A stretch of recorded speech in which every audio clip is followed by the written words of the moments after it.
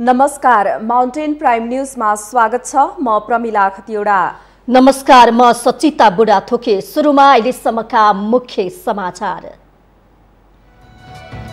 मुलुकमा राजनीतिक संकट बढ्दा दलहरू बल प्रदर्शन शैलीमा अगाडि बढ्दै सडकबाट दबाब दिने परिपाटीले मुलुक राजनीतिक अराजकतातर्फ गएको विश्लेषण।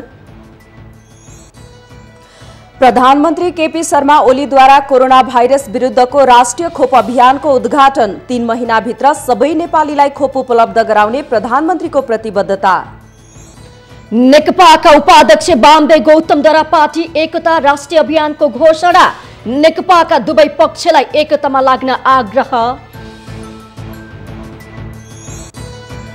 पौष शुक्ल पूर्णिमादेखि माघ शुक्ल पूर्णिमासम्म विधिपूर्वक गरिने स्वस्थानी व्रत आजदेखि प्रारम्भ। साँखु स्थित साली नदीमा माघ स्नानसहित माधव नारायणको मेला लाग्ने। खेतीको सिजनमा मल अभाव हुने समस्या समाधान गर्न सरकारको पहल। भारतसँग G2C मोडलमा मल खरिद गर्ने प्रक्रिया अघि बढ्यो। अमेरिकाले कोरोना भाइरस विरुद्धको थप 20 करोड डोज खोप खरिद गर्ने। गर्मीयामसम्म 30 करोड अमेरिकीलाई खोप दिने लक्ष्य। र इङ्ग्लिस प्रिमियर लिग फुटबलमा शेफिल्ड युनाइटेडको जित। शेफिल्डसँग शीर्ष स्थानको होडमा रहेको म्यान्चेस्टर युनाइटेड 2-1 गोल अन्तरले पराजित।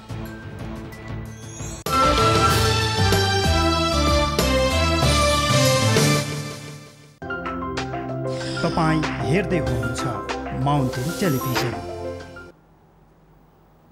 अब समाचार विस्तारमा। नेपालमा जारी राजनीतिक अस्थिरताको जालो थप जेलिएको छ। यही अस्थिरताका बीच राजनीतिक दलहरू बल प्रदर्शनबाट विवादमा आफू माथि पर्ने प्रवृत्ति देखाउन थालेका छन्। यो प्रवृत्ति सडकमा मात्र होइन, न्यायपालिकामा समेत गर्ने प्रवृत्ति हाबी हुन थालेको छ। यस्ता खालका राजनीतिक अभ्यासका कारण आम जनतालाई सार्वभौम नागरिकको साटो उपभोक्ताका रूपमा अवमूल्यन गर्ने परिपाटी मौलाएको देखिन थालेको छ। पुस 5 मा प्रतिनिधि सभा विघटन भएसँगै मुलुकको राजनीति अस्थिरताबाट अनियन्त्रित अराजकतातर्फ लम्किँदो छ। राज्यको शासक मात्र होइन, न्याय निसाब गर्ने संस्थाहरूप्रति आम जनताको विश्वास गुमेको वर्तमान अवस्थामा पुरानै शैलीमा बल प्रदर्शनबाट सबै विवादको हल खोज्ने प्रवृत्ति बढ्न थालेको छ। न्याय र विधि हराउँदा वा शासकले विवेक गुमाउँदा यस्तै हुन्छ।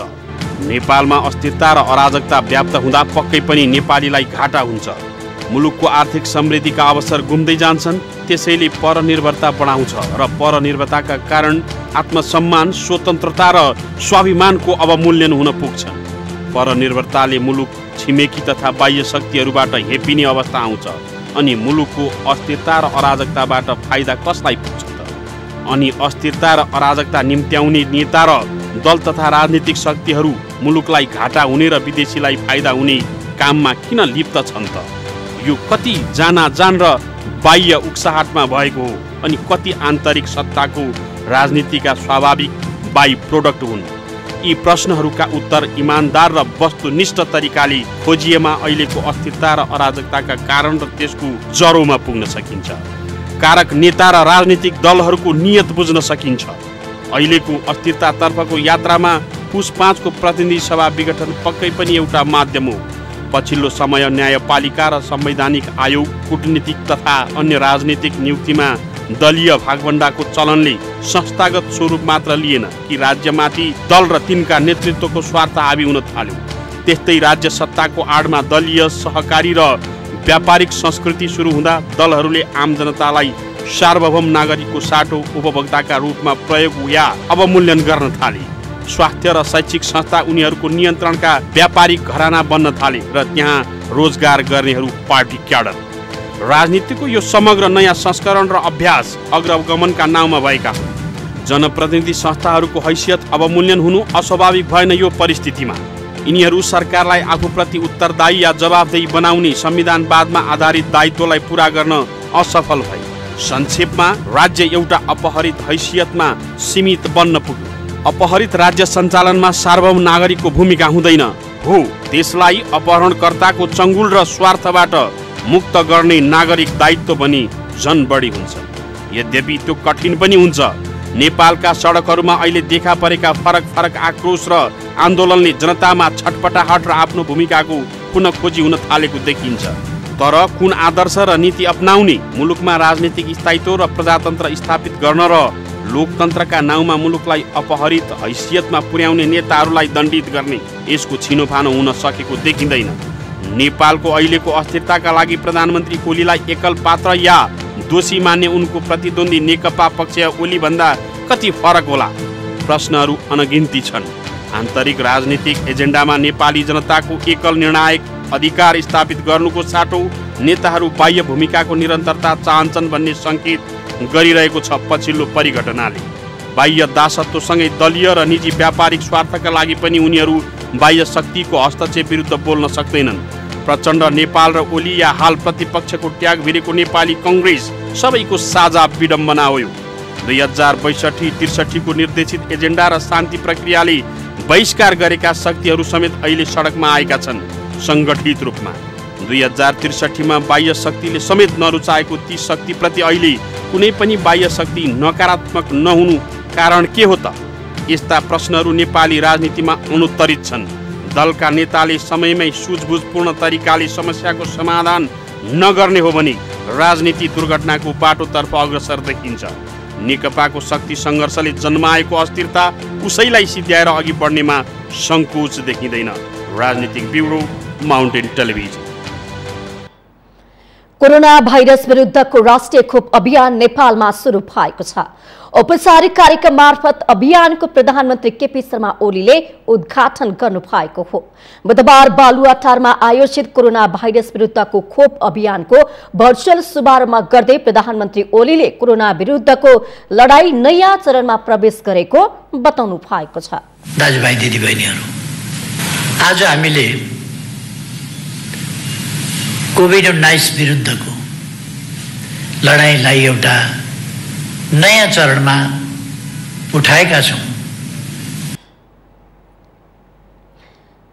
कार्यक्रममा प्रधानमन्त्री ओली अबको 3 महिनाभित्र सबै नेपालीले कोरोना विरुद्ध खोप निशुल्क उपलब्ध गराउने प्रतिबद्धता समेत व्यक्त गर्नु भएको छ। त्यस्तै गरी कोरोना महामारीका कारण ओछेलमा परेको नेपाली संस्कृति पुनरागमन भएको समेत प्रधानमन्त्री ओलीले बताउनु भएको छ।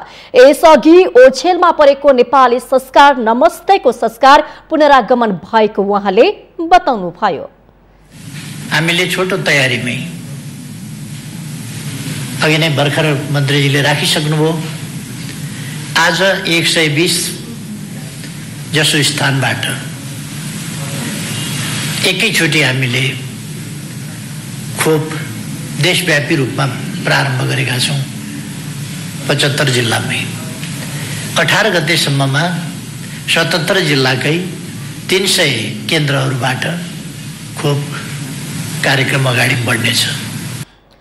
बुधबारबाट 7वटै प्रदेशमा रहेका 62 अस्पताल, उपत्यकाका 17 अस्पताल र 120 भन्दा बढी खोप केन्द्रबाट सूचीकृतमा परेका व्यक्तिलाई एकैसाथ खोप दिइरहेको छ। यस्तै 77 जिल्लाका 300 खोप केन्द्र मार्फत पनि खोप प्रदान गरिनेछ। नेपालमा महामारी सुरु भएको 1 वर्षपछि नेपालीले खोप पाएका हुन्। स्वास्थ्य मन्त्रालयले पहिलो चरणको खोप अभियान सुरु गरेको 10 दिनभित्र सम्पन्न गर्ने लक्ष्य राखेको छ। यस चरणमा 4,30,000लाई खोप प्रदान गरिनेछ।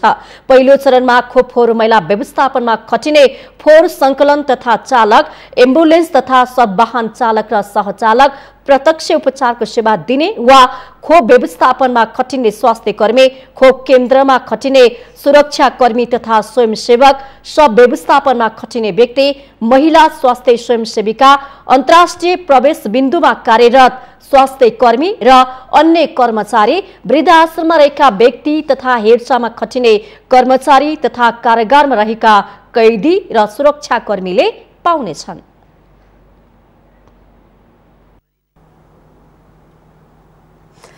कोरोना भाइरस विरुद्धको खोप अभियान बुधबारबाट देशभर शुरू भएको छ। प्रधानमन्त्री केपी शर्मा ओलीले भर्चुअल विधिबाट खोप अभियानको शुभारम्भ गरेसँगै देशका 7 प्रदेशबाट एकैसाथ खोप लगाउन शुरू गरिएको हो। सरकारले खोप अभियानको पहिलो चरणमा अग्रपंक्तिमा रही काम गर्नेलाई खोप लगाउने गरी काम अघि बढाएको हो। अभियानको क्रममा बुधबार शुक्रराज ट्रपिकल तथा सरुवारोग अस्पतालका रेडियोलोजिस्ट 80 वर्षीय डाक्टर नेत्र बहादुर अमात्य सहित 264 जनाले कोरोना विरुद्धको खोप लगाउनु भएको छ। दिनलाई ऐतिहासिक दिनको रूपमा लिएको छ, कारण विश्वव्यापी महामारीको रूपमा फैलिएको कोरोना भाइरस कोभिड-19 विरुद्धको खोप आजबाट शुभारम्भ भएको छ। प्रधानमन्त्री केपी शर्मा ओलीले बालुवाटारबाट भर्चुअल रूपमा एकैपटक शुभारम्भ गरेसँगै काठमाडौँका 11 वटा अस्पतालमा खोप अभियान सुरु गरिएको हो। सबैको चासो, गुनासो, आशा, अपेक्षा, आशंका, उपशंका भइरहेका बेला पुनः त खोप आइसकेको छ। आजको यो ऐतिहासिक दिनमा के कसरी खोप सञ्चालन भइरहेको छ र पहिलो पटक कसले खोप लगाउनु भयो यसका बारेमा यहाँहरूलाई जानकारी दिएको छ।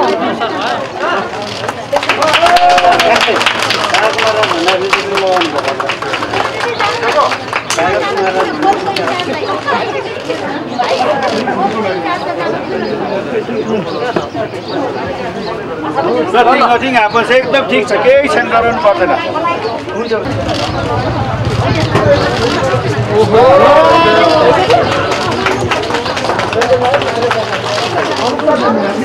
अब यसलाई चाहिँ शब्दमै चाहिँ मैले बयान गर्न सक्दिनँ। यति एक्साइटेड भएको छु कि मलाई आफूलाई एकदमै भाग्यमानी ठानेको छु। पहिलो पटक चाहिँ यो खोप लगाउँदैछु। अब नेपालमै भनौँ होइन, यसरी लगाउन पाउँदाखेरि एक प्रकारको चाहिँ भाइरल पार्टिकल राखेको हुन्छ, त्यो एन्टिजेनको रूपमा हुन्छ। त्यो एन्टिजेन शरीरमा प्रवेश गरिसकेपछि एन्टिबडी तयार गर्नको लागि शरीरको इम्युन सिस्टम एकदम एक्टिभ हुनुपर्छ। त्यसो गर्दाखेरि मानिसलाई कतिपय टेम्परेचर बढ्ने, ज्वरो आउने, जिउ दुख्ने, टाउको दुख्ने त्यस्तो लक्षण हुँदा सामान्य हो। तर मलाई त्यस्तो अनुभूति केही पनि भएको छैन।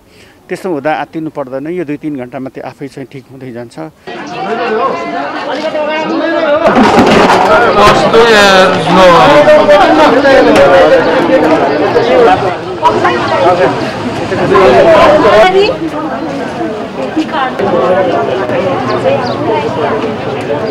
उत्साहपूर्व रूपमा यो खोप लगाएका छौँ। यो महामारीको महाअभियान जुन छ, यो महाअभियानमा सरकारले स्वास्थ्यकर्मीहरूलाई प्रायोरिटीमा राखेर हुन्छ नि, जुन हामीलाई फ्रन्टलाइनरहरूलाई प्रायोरिटी दिनुभयो। सरकार लगायत मित्र राष्ट्र भारत जसको सहयोगमा हामीले खोप उपलब्ध पायौँ। उहाँहरूलाई धेरै धेरै धन्यवाद दिन चाहन्छु। र मुख्य कुरा भनेको चाहिँ एकदमै उत्साहित रूपमा हामीले खोप लगाएको अवस्था छ। स्वास्थ्यकर्मीहरू जसले बुझेका छन्, साइन्सलाई बुझेका छन्, अध्ययन अनुसन्धान गरेका छन्, ती व्यक्तिहरूले खोप लगाउँदाखेरि आम सर्वसाधारण तथा अन्य स्वास्थ्यकर्मीहरूमा चाहिँ राम्रो मेसेज जाओस् भन्ने हिसाबले हामीले लगाएको।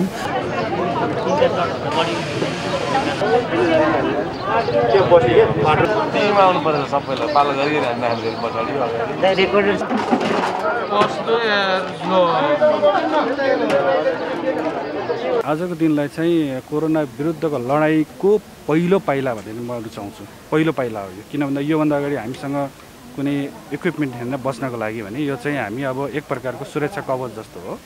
त्यसले गर्दाखेरि चाहिँ मानवता विरुद्धको जुन एउटा लडाइँ रहेको थियो त्यसको चाहिँ पहिलो पाइला भनेर म भन्छु। सामान्यतया खोप चाहिँ सङ्क्रमण नहोस् भनेर लाउने हो, यसरी बुझे हुन्छ। उपचार गरिरहेकोलाई लाउने होइन।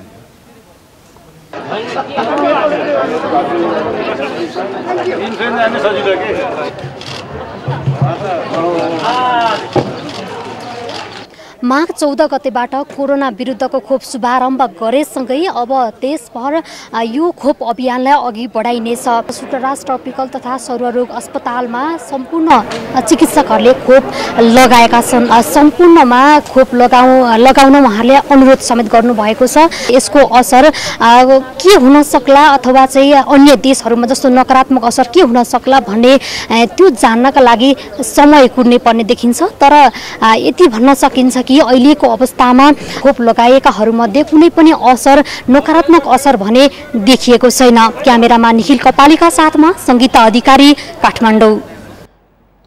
नेपालमा कोरोना भाइरस विरुद्धको खोप अभियान सुरु भएको छ।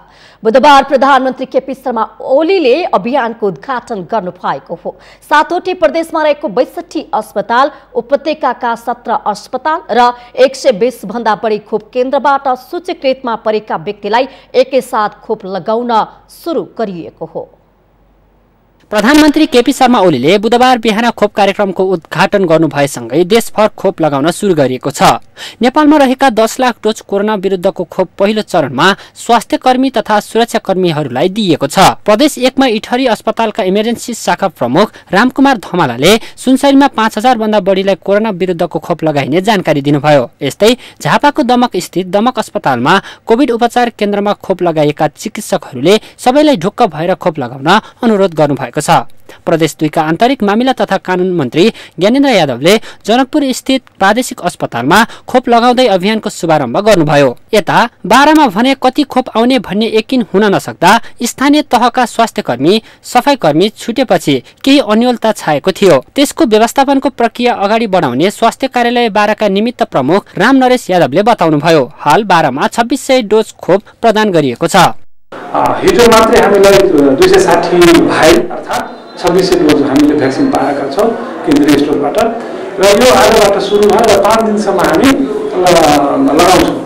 यसमा खास गरी लगाउनु भनेको यो फ्रन्ट लाइनमा काम गर्ने स्वास्थ्यकर्मी हो, एम्बुलेन्स चालक हो, त्यसपछि सदव्यवस्थापनका सेनाका व्यक्तिहरू हो, त्यसपछि सरसफाइका कर्मचारीहरू हुन् र अर्को तपाईँको यो महिला स्वास्थ्य। अब यो लगाइसकेपछि 4 हप्ता वा 1 महिना भित्र हामीले सेकेन्ड डोज दिन्छौँ र अन्य व्यक्तिहरूको लागि माथिबाट निर्देशन भएअनुसार हामी त्यसको लागि पनि तयार छौँ। त्यसैगरी पर्सा वीरगञ्ज स्थित नारायणी अस्पतालमा कार्यरत नर्स हेमा थापालाई खोप लगाएर कार्यक्रमको सुरुवात गरिएको थियो। प्रदेश नम्बर 2 का मुख्यमन्त्री लालबाबु राउतको प्रमुख आतिथ्यमा नारायणी अस्पतालमा आयोजित एक कार्यक्रम बीच थापालाई खोप लगाइएको अस्पतालले जनाएको छ। देशहरूमा सञ्चालन भइसकेका छन्।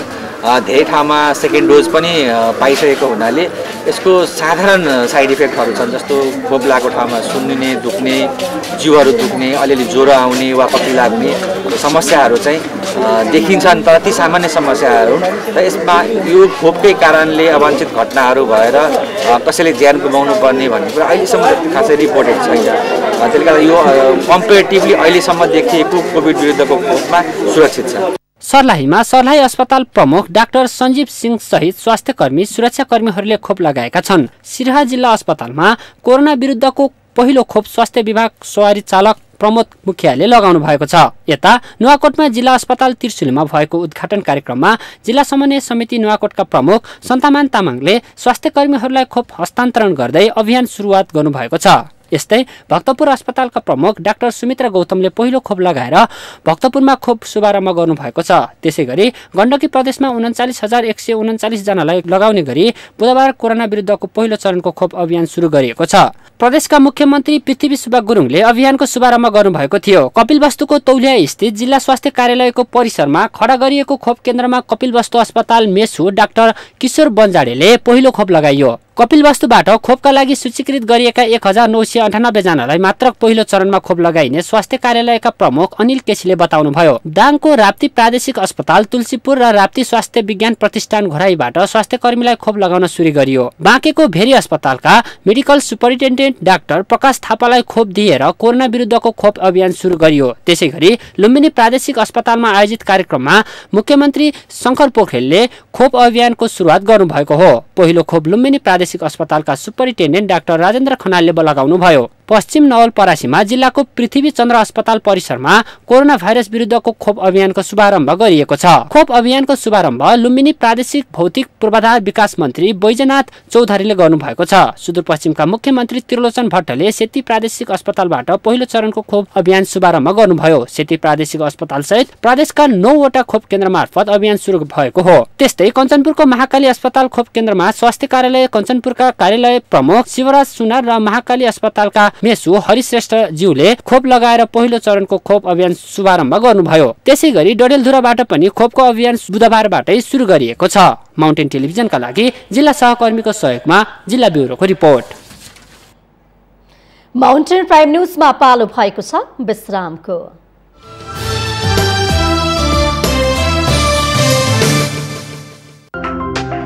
तपाईं हेर्दै हुनुहुन्छ माउन्टेन टेलिभिजन। विश्रामपछि स्वागत छ। अब बाँकी समाचार। सरकारले बुधबारबाट कोरोना विरुद्धको खोप अभियान राष्ट्रव्यापी रूपमा सुरु गरेको छ। खोप निर्माणको काम भएसँगै यति बेला विश्वभर पहिलो चरणको लहर चलिरहेको छ। यही परिप्रेक्ष्यमा नेपालले पनि खोप अभियान सुरु गर्न सक्नु सरकारको सफलता रहेको विश्लेषण भइरहेको छ। विश्वभर यति बेला खोपको माग उच्च रहेकाले नेपालीलाई आवश्यक खोप ल्याउन सरकारलाई भने ठूलो चुनौती रहेको छ। कोरोना महामारीका कारण असहज अवस्था बेहोरी रहेको नेपालका लागि बुधबारको दिन ऐतिहासिक बनेको छ। नेपालमा आइपुगेको कोरोना विरुद्धको 10 लाख डोज वितरणका लागि राष्ट्रिय खोप अभियान सुरु गरेसँगै कोरोना महामारीका कारण थिलथिलो बनेको अवस्थामा राहत अनुभव महसुस गर्न सक्ने अवस्था भएको हो। बुधबार प्रधानमन्त्री केपी शर्मा ओलीले औपचारिक कार्यक्रम मार्फत अभियानको उद्घाटन गरेसँगै मुलुकभर 7 प्रदेशमा एकैसाथ खोप लगाउने कार्यक्रम सुरु भयो। 7वटै प्रदेशमा रहेका 62 अस्पताल, उपत्यकाका 17 अस्पताल र 120 भन्दा बढी खोप केन्द्रबाट खोप लिने सूचीमा रहेका व्यक्तिलाई एकैसाथ खोप दिएको हो। पहिलो चरणमा एम्बुलेन्स तथा सब वाहन चालक र सहचालक, प्रत्यक्ष उपचारको सेवा दिने वा खोप व्यवस्थापनमा खटिने स्वास्थ्यकर्मी लगायतका अग्रपंक्तिमा खटिने कर्मचारीलाई दिइने गरी अभियान सुरु भएको छ। विश्वमा खोप उत्पादन भई प्रयोगको चरणमा गएसँगै नेपालमा पनि खोप ल्याउने प्रतिबद्धता सरकारले यसअघि जाहेर गरेको थियो। सरकारले पहिलो चरणमा सो प्रतिबद्धता अक्षरशः कार्यान्वयन गर्न सफल भयो। बुधबारको कार्यक्रममा प्रधानमन्त्री केपी शर्मा ओलीले नेपाललाई आवश्यक खोप भित्राउने पहल भइरहेको र 3 महिनाभित्र सम्पूर्ण नेपालीलाई निशुल्क खोप उपलब्ध गराउने प्रतिबद्धता समेत जाहेर गर्नुभएको छ। नेपालले खोप भित्राउनका लागि गरेको गृह कार्य र हालसम्म देखिएको तदारुकताका कारण यसमा विश्वस्त हुन सक्ने आधार रहेको देखिन्छ। यति बेला विश्वभर नै खोपको माग उच्च रहेको छ। विश्व जगतलाई कोरोना भाइरसको संक्रमणले नराम्ररी प्रभावित पारेकाले विश्वका शक्ति राष्ट्रहरू अहिले खोप निर्माता कम्पनीसँग खोपको लागि सिधै सम्पर्क स्थापित गर्दै खोपमा अग्राधिकार लिने होडबाजीमा छन्। तर यही बीच नेपालले कुल जनसंख्याको 3.5% भन्दा बढीलाई पुग्ने संख्यामा खोप ल्याउन सफल भयो। सरकारले खोपका लागि गर्दै आएको कूटनैतिक पहलका कारण पनि विश्वभर खोप लगाउने क्रम सुरुवात हुँदा नै नेपालले खोप ल्याउन सकेको देखिन्छ। खोप लगाउन सुरु गरिएका अधिकांश मुलुकमा अग्रपंक्तिमा काम गर्नेलाई खोप लगाउने र कुल जनसंख्याको 2 देखि 4% खोप लगाइरहेको आँकडा बाहिरी रहेको छ। यसले नेपाल खोप पाउने मुलुकको दौडमा पछि नरहेको प्रश्न पारेको छ। अहिले अक्सफोर्ड विश्वविद्यालय र अस्ट्राजेनेका कम्पनीले संयुक्त रूपमा निर्माण गरेको खोप उत्पादन गरिरहेको भारतले समेत हाल नेपालकै हाराहारीमा जनसंख्याको अनुपातमा खोप लगाएको देखिन्छ। अहिलेको अवस्थामा नेपालले समानुपातिक रूपमै खोप पाउनुले आगामी दिनमा थप खोप आयात भई कोरोना महामारीबाट मुक्ति पाइने आश गर्नु गलत हुने छैन। नेपालमा कोरोना विरुद्धको खोप आएको 1 साता मात्रै भएको छ। यो 1 साताको बीच 7 प्रदेशमा खोप पठाई बुधबारबाट खोप अभियान नै सुरु गर्न सक्नुलाई सरकारको सफलताको रूपमा विश्लेषण गरिएको छ। नेपालमा जारी राजनैतिक संकटका बीच सरकारले खोप अभियानलाई प्राथमिकता दिई कोरोना अन्त्यको प्रयास गर्नु सराहनीय छ। 10 लाख डोज खोप ल्याई वितरण गरे पनि सरकारको चुनौती अहिले सकिएको छैन। कोरोना महामारीको उच्च जोखिममा रहेकाहरू अझै ठूलो संख्यामा जनमानस खोपको प्रतीक्षामा छन्। खोपको मूल्य यसअघि अपेक्षा गरिए भन्दा सस्तो रहे पनि विश्वभर खोपको माग हेर्दा नेपालले थप खोप ल्याउन जोरदार रूपमा कूटनैतिक प्रयास जारी राख्नुपर्ने देखिन्छ। अहिले नेपालमा देखिएको राजनीतिक संकटका कारण सरकारलाई काम गर्न असहज अवस्था भए पनि यी सबै चुनौती पन्छाई पर्याप्त मात्रामा खोप ल्याएर नागरिकको जीवन रक्षामा लाग्नु सरकारको प्रमुख दायित्व हो। माउन्टेन टेलिभिजन राजनैतिक ब्युरो। नेकपाका उपाध्यक्ष वामदेव गौतमले पार्टीलाई एकताबद्ध बनाउने अभियानको सुरुवात गर्नु भएको छ। बुधबार राजधानीको धोबीघाटमा आयोजित कार्यक्रममा नेता वामदेव गौतमले पार्टीलाई एकताबद्ध बनाउने अभियानको थालनी भएको घोषणा गर्नु भएको हो।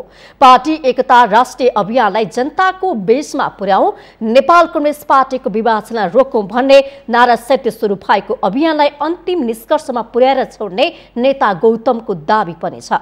नेकपा अहिलेको अवस्थामा पुग्नुमा पार्टीका अध्यक्ष द्वय केपी शर्मा ओली र पुष्पकमल दाहाल मूल रूपमा जिम्मेवार रहेको पनि बताउनु भयो। केपी ओली नै तयार हुनु पर्थ्यो, यतातिर प्रचण्ड नै तयार हुनु पर्थ्यो, दुवैले अध्यक्षता नछोड्ने भन्नु। अब दुवैले अध्यक्षता नछोड्ने हो भने दुवैले अध्यक्ष बनाएर जाउँ। एउटा नयाँ अनुभव होला भन्यो, तर त्यो अनुभव सफल भएन। यो आजको विभाजनको सुरुवात त्यसै बेला भयो। त्यो आलो पालोलाई छोड्ने र आधा समय प्रधानमन्त्री चलाउने भनेर भन्ने जुन दिन प्रचण्डले छोडिदिनु भयो। नेकपाका अधिकांश नेता र आम कार्यकर्ता पार्टीलाई एकताबद्ध बनाउनु पर्छ भन्ने मान्यतामा रहेकोले ढिलो चाँडो नेकपा एकजुट हुने नेता गौतमको जिकिर पनि थियो। विगतमा पनि दुई कम्युनिस्ट पार्टीलाई आफूले एकीकरण गराएको बताउँदै अब पनि एकताबद्ध गर्ने कार्यको संयोजन आफूले गर्ने भन्नेमा वामदेव गौतमले जोड दिनुभयो।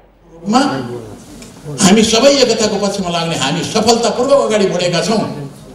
हामीले एउटा सृजनात्मक काम गर्दैछौँ र हामी सबै सफल हुन्छौँ भन्ने मलाई विश्वास बढेर गएको छ। छुटाउनेको निम्ति नयाँ व्यक्तिहरू नेतृत्वमा आउनेछन् र अब यो पार्टी कहिले नढल्ने गरी मैले त्यो विश्वास बोकेर चाहिँ मैले तपाईँहरूको अगाडि आएको छु। गत निर्वाचनमा एकीकृत रूपमा जनतामा जाँदा ठूलो जनलहर आएको समेत उहाँले बताउनु भएको छ। 13 वर्ष लगाएर एकीकृत गरेको पार्टी 3 वर्ष नहुँदै विभाजित भएको भन्दै आफू दाहाल नेपाल वा ओली कुनै पनि पक्षमा नलागी पार्टी एकता अभियानलाई निरन्तर अगाडि बढाउने गौतमले बताउनुभयो।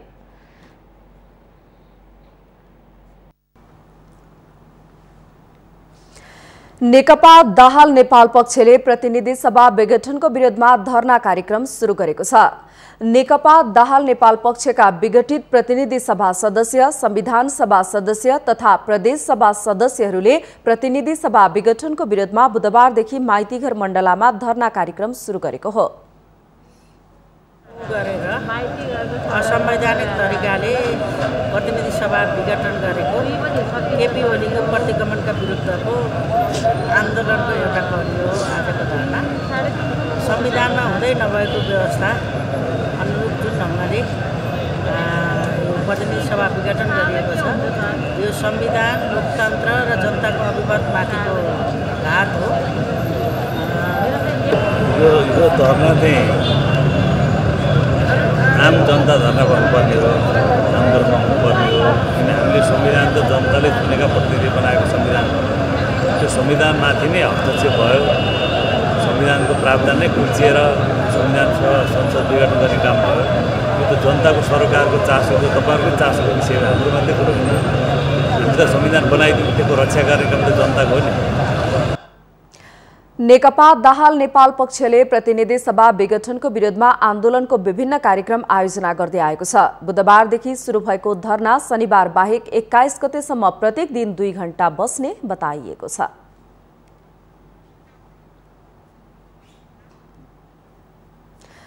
माउन्टेन प्राइम न्यूजमा पुनः पालो भएको छ विश्रामको।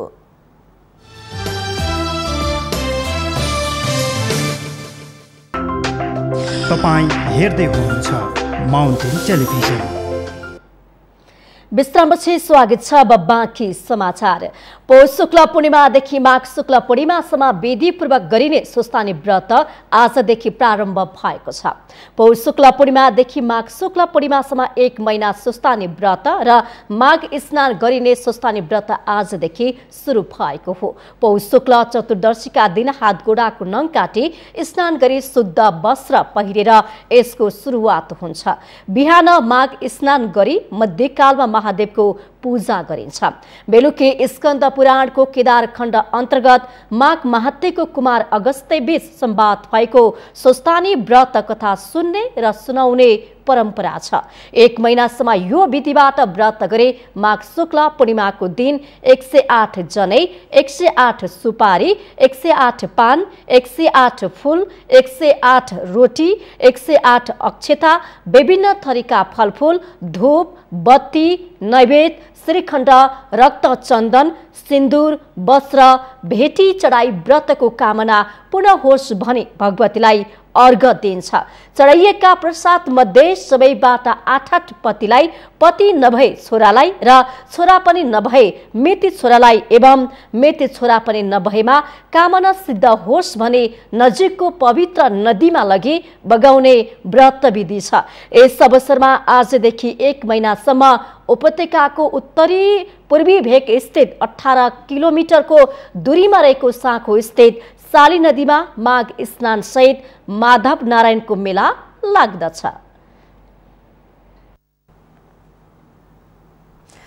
महिला बालबालिका तथा ज्येष्ठ नागरिक मन्त्री जुली कुमारी महतोले अनाथ, असहाय, गरीब लगायत कोही पनि बालबालिका अब सडकमा नरहने बताउनु भएको छ। जनकपुर धाममा बुधबार आयोजित बाल अधिकार सुनिश्चितताका लागि प्रदेश स्तरीय छलफल कार्यक्रममा मन्त्री महतोले यस्तो बताउनु भएको हो। यही सालदेखि सङ्घ सरकारले यदि कोही बच्चाहरू अनाथ छन्, बाउ आमा छैनन् र उसको काकाहरू बाजे बोजै यदि हेर्ने पनि घरमा राखेर गर्ने छ भने सङ्घ सरकारबाट तपाईहरूले यहाँबाट अभिलेख पठाउनुहोस्, यहाँबाट सूचना आफ्नो नगरपालिका गाउँपालिकाबाट पठाउनुहोस्। सङ्घ सरकारले त्यो बच्चाहरूलाई मन्थली 2000 को दरले रकम उपलब्ध गराउनेछ भने मैले यहाँ जानकारी गराएँ। मन्त्री महतोले स्थानीय र प्रदेश सरकारसँग आग्रह गर्दै अनाथ बालबालिकाहरूको तथ्याङ्क सहित स्थानीय र प्रदेश सरकारको सिफारिसमा सङ्घ सरकारले व्यवस्थापन गर्ने उल्लेख गर्नुभयो।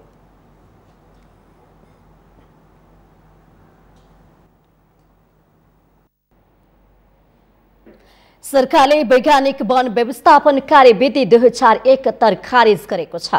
वन तथा वातावरण मन्त्री प्रेमबहादुर आलेले वैज्ञानिक वनको नाममा अवैध रूपमा रुख कटान रोक्न वैज्ञानिक वन व्यवस्थापन कार्यविधि 2071 खारेज गरेको जानकारी दिनुभएको हो।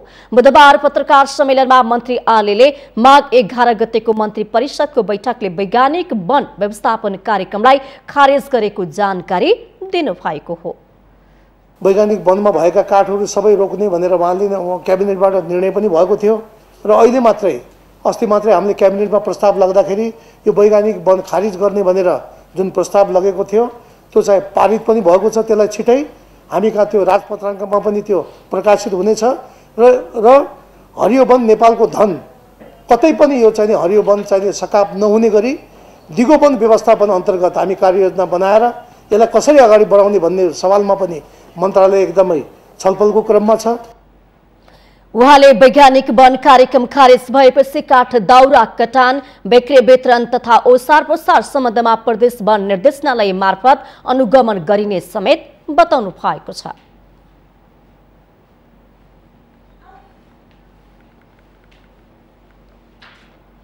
हामीसँग आर्थिक, अन्तर्राष्ट्रिय र खेल समाचार अझै बाँकी छन्। माउन्टेन प्राइम न्युजमा पालो भएको छ विश्रामको।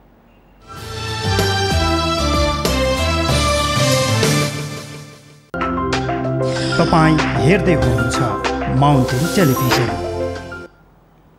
विश्रामपछि पुनः स्वागत छ। अब पालो आर्थिक समाचारको। नेपालमा हरेक वर्ष खेतीको सिजनमा मलको चरम अभाव हुने गरेको छ। सरकारले खेतीको सिजन अघि मल अभाव हुन नदिने प्रतिबद्धता जारी गर्ने गरे पनि सो अनुसार हुन सकेको छैन। यो वर्षको खेतीको सिजनमा पनि मलको अभाव उस्तै रह्यो, तर सरकारले यो पटक मलको समस्या समाधानको लागि पृथक प्रयास गरिरहेको छ। यसअघि बंगलादेशबाट ठूलो परिमाणमा मल ल्याउने गरी सम्झौता गरेको सरकारले भारतबाट समेत मल ल्याउने तयारी सुरु गरेको छ। हरेक वर्ष खेतीको सिजनमा मल अभाव हुने समस्या समाधान गर्नका लागि सरकार लागि परेको छ। रासायनिक मलको अभाव हुने समस्या समाधान गर्नका लागि सरकारले विभिन्न विकल्पमा काम गरिरहेको हो। यसका लागि सरकारले बंगलादेशबाट G2C मोडल मार्फत मल ल्याउने प्रक्रिया अन्तिम चरणमा पुगिसकेको छ। बंगलादेशबाट आउने रासायनिक मलको सबै प्रक्रिया पूरा भई 50,000 मेट्रिक टन मल अबको असार अगाडि नै आइपुग्ने बताएको छ। यस्तै भारतबाट समेत मल ल्याउने प्रक्रिया अघि बढेको हो। यति बेला भारतबाट मल ल्याउने तयारी प्रारम्भिक चरणमा रहेको कृषि मन्त्रालयको भनाइ छ। सोही कारण कति मल र कहिलेसम्म आउँछ भन्ने विषयमा भने अन्यल नै देखिएको छ। किसानलाई त भनेको बेला मल पाउँदैन उनीहरूले, त्यो चाहिने अवस्थालाई यसले चाहिने केही हदसम्म चाहिने पुरा गर्छ भन्ने हिसाबले G2G मार्फत भारत सरकारलाई हामीले अनुरोध गरेको हौं। यो एकदमै प्रारम्भिक चरणमा छ। अहिले नै यसको बारेमा यो यही हो भनेर भन्ने चाहिने अहिले अवस्था छैन।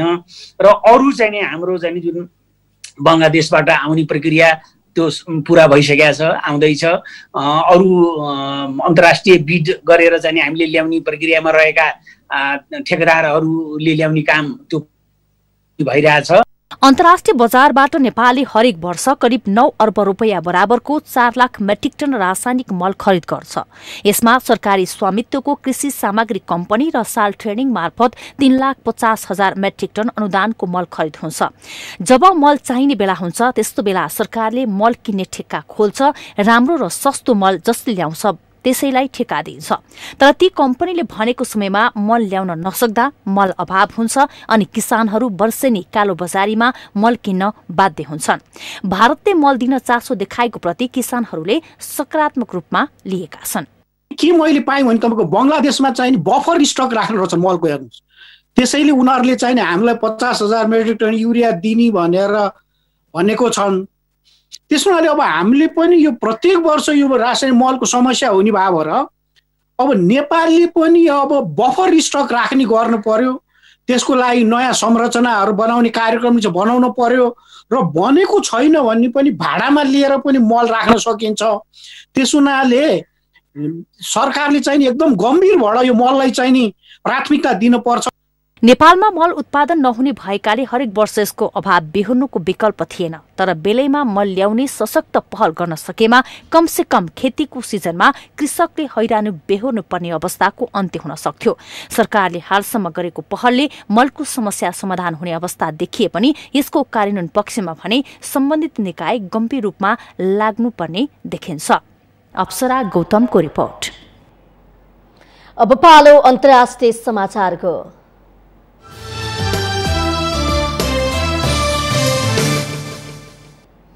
अमेरिकाले कोरोना भाइरस विरुद्धको 26 करोड खोप डोज खरिद गर्ने भएको छ।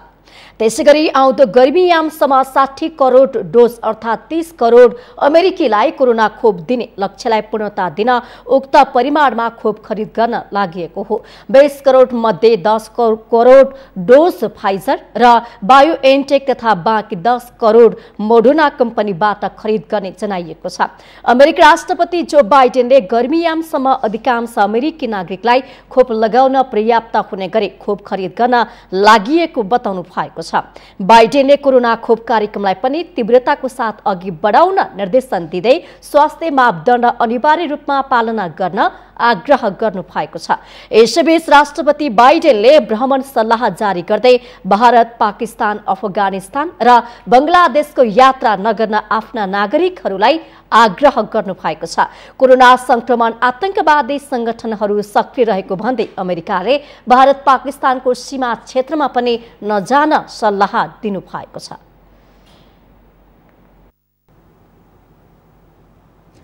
अब पालो खेल समाचारको।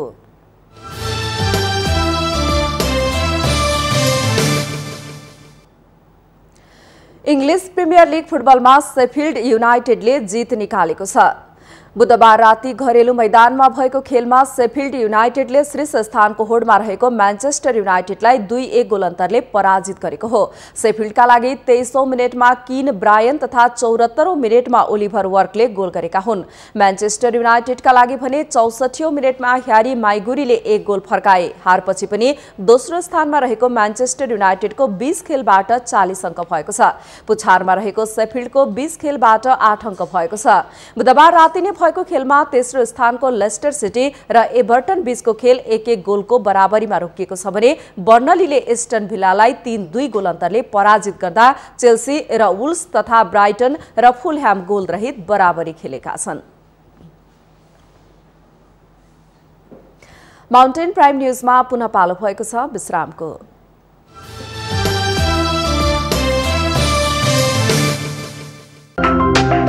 तपाईं हेर्दै हुनुहुन्छ माउन्टेन टेलिभिजन। यो सँगै हामी माउन्टेन प्राइम न्यूजको अन्त्यमा आइपुगेका छौं। जाँदा जाँदै मुख्य समाचार पुनः एकपटक। मुलुकमा राजनीतिक संकट बढ्दा दलहरू बल प्रदर्शन शैलीमा अगाडि बढ्दै सडकबाट दबाव दिने परिपाटीले मुलुक राजनीतिक अराजकतातर्फ गएको विश्लेषण। प्रधानमन्त्री केपी शर्मा ओलीद्वारा कोरोना भाइरस विरुद्धको राष्ट्रिय खोप अभियानको उद्घाटन। 3 महिनाभित्र सबै नेपालीलाई खोप उपलब्ध गराउने प्रधानमन्त्रीको प्रतिबद्धता। नेकपाका उपाध्यक्ष वामदेव गौतमद्वारा पार्टी एकता राष्ट्रिय अभियानको घोषणा। नेकपाका दुवै पक्षलाई एकतामा लाग्न आग्रह। पौष शुक्ल पूर्णिमादेखि माघ शुक्ल पूर्णिमासम्म विधिपूर्वक गरिने स्वस्थानी व्रत आजदेखि प्रारम्भ। साखो स्थित साली नदीमा माघ स्नान सहित माधव नारायणको मेला लाग्ने। खेतीको सिजनमा मल अभाव हुने समस्या समाधान गर्न सरकारको पहल। भारतसँग G2G मोडलमा मल खरिद गर्ने प्रक्रिया अघि बढ्यो। अमेरिकाले कोरोना भाइरस विरुद्धको थप 20 करोड डोज खोप खरिद गर्ने। गर्मीयामसम्म 30 करोड अमेरिकीलाई खोप दिने लक्ष्य। र इङ्ग्लिस प्रिमियर लिग फुटबलमा शेफिल्ड युनाइटेडको जित। शेफिल्डसँग शीर्ष स्थानको होडमा रहेको म्यान्चेस्टर युनाइटेड 2-1 गोल अन्तरले पराजित।